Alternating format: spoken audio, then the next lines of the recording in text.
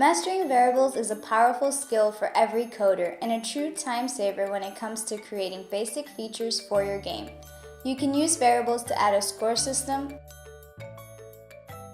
a countdown,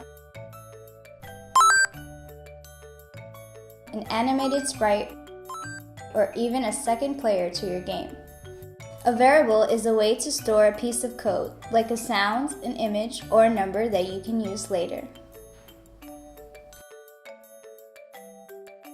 It's a bit like your backpack. You can store anything you like in it, a book, a flashlight, or your lunch. Later on, you can pull things out to use them whenever you need to. For instance, you might make a different lunch and put it into your backpack each morning before you go to school. Then, during lunchtime, you take your lunch out of your backpack and eat it. In the CodeKit app, you can create and use variables to store all sorts of things. Numbers, sounds, images, and even the position of your players on the LED matrix screen. And the great thing about variables is that if you change your mind about what you stored, you can simply update them without having to redo all the code from scratch. Variables, they're a time saver.